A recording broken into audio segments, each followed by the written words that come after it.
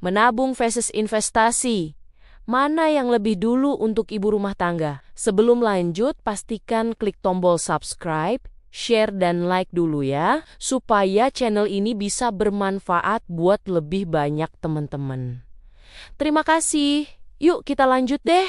Apa kabar ibu semua? Moga sehat-sehat terus ya. Bu, baru juga awal bulan, tapi kok rasanya dompet kita sudah mulai sesak napas ya?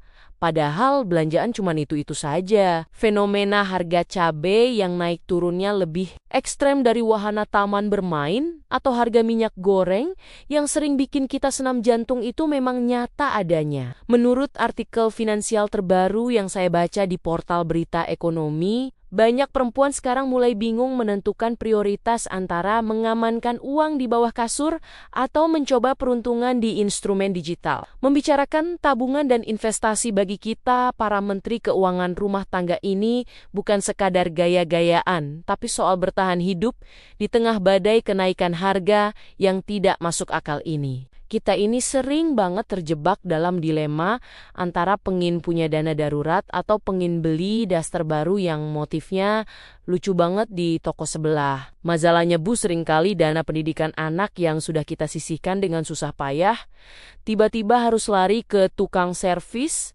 pompa air yang mendadak mogok, belum lagi godaan promo belanja daring tanggal kembar yang bikin jari kita gatal ingin klik.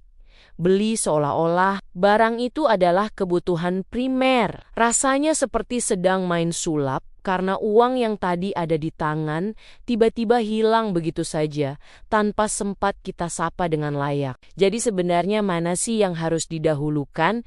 Apakah kita harus menabung sampai gunung emas terkumpul atau langsung loncat ke investasi saham yang istilahnya saja bikin kita pusing 7 keliling? Ibu harus paham, kalau menabung itu ibarat kita menyediakan payung sebelum hujan.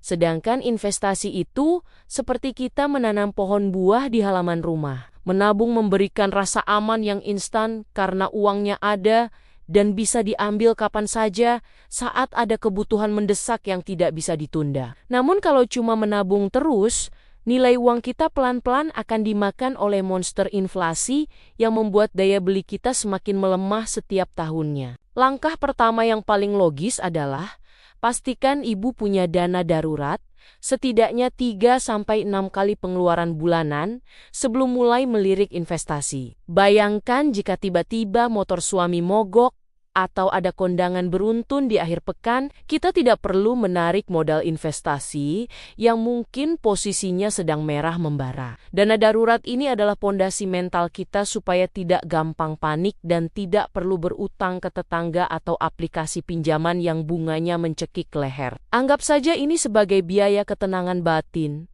agar tidur kita lebih nyenyak tanpa terbayang-bayang tagihan yang belum terbayar. Nah, ini ada teknik cerdik yang mungkin belum terpikirkan oleh ibu sekalian, yaitu teknik menyisihkan uang receh sisa belanja untuk hal spesifik. Jangan remehkan uang 1.000-an atau 2.000-an yang sering tergeletak di meja makan, karena kalau dikumpulkan secara konsisten, bisa jadi modal awal yang lumayan. Ibu bisa mulai menggunakan aplikasi investasi yang memungkinkan kita membeli reksadana hanya dengan modal Rp10.000 saja. Jadi setiap kali ibu berhasil menawar harga sayur di pasar, selisih harganya langsung masukkan ke akun investasi itu.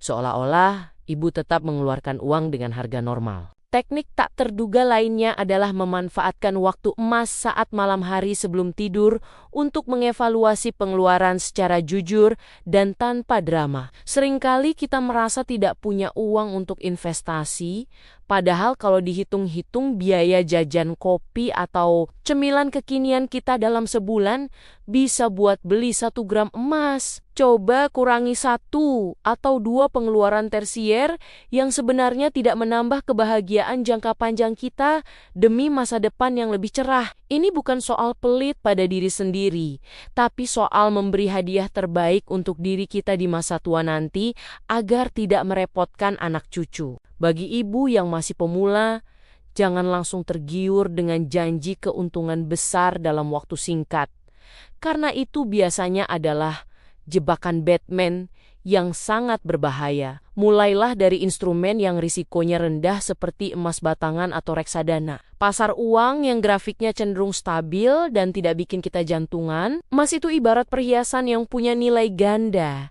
Bisa dipakai kalau butuh tampil cantik, dan bisa dijual atau digadaikan saat butuh dana segar dengan cepat. Pelajari pelan-pelan cara kerjanya sambil terus menambah wawasan dari sumber yang terpercaya agar tidak mudah tertipu oleh investasi bodong yang merajalela. Kunci utama dari semua ini sebenarnya bukan seberapa besar nominal yang ibu simpan, tapi seberapa konsisten ibu melakukannya setiap bulan tanpa absen. 1% dari pendapatan yang diinvestasikan secara rutin jauh lebih baik daripada 10% yang hanya dilakukan sekali, lalu berhenti. Karena merasa berat, jadikan menabung dan investasi ini sebagai rutinitas yang benar-benar menyenangkan. Bukan sebagai beban atau kewajiban semata, melainkan sebagai bagian dari gaya hidup yang kamu nikmati setiap harinya. Anggap saja ini seperti hobi baru yang positif seperti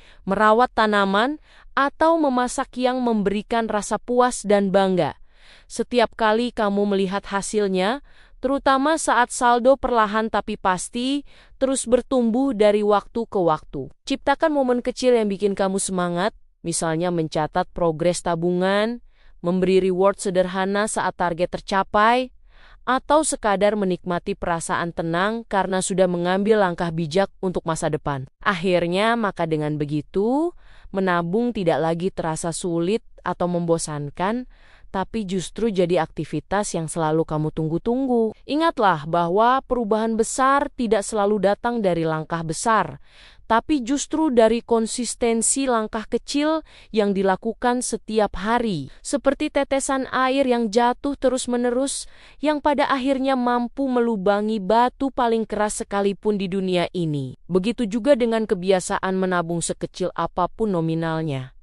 Jika dilakukan secara konsisten, akan menghasilkan dampak yang luar biasa di masa depan. Mari kita ambil contoh nyata, misalnya ibu ingin menyiapkan dana masuk sekolah dasar untuk si kecil yang sekarang masih balita. Jika ibu hanya menabung di celengan ayam, mungkin nilainya tidak akan cukup mengejar kenaikan uang pangkal sekolah yang naik belasan persen setiap tahun. Namun dengan mengalihkan sebagian tabungan itu ke instrumen investasi yang tepat, uang ibu punya kesempatan untuk tumbuh lebih cepat daripada kenaikan biaya pendidikan tersebut. Ini adalah cara kita berperang melawan waktu dan inflasi, agar impian anak-anak kita bisa terwujud tanpa harus membuat kita pusing 7 keliling saat hari pendaftaran tiba. Terima kasih sudah mau mendengarkan curhatan dan sedikit ilmu yang bisa saya bagikan hari ini.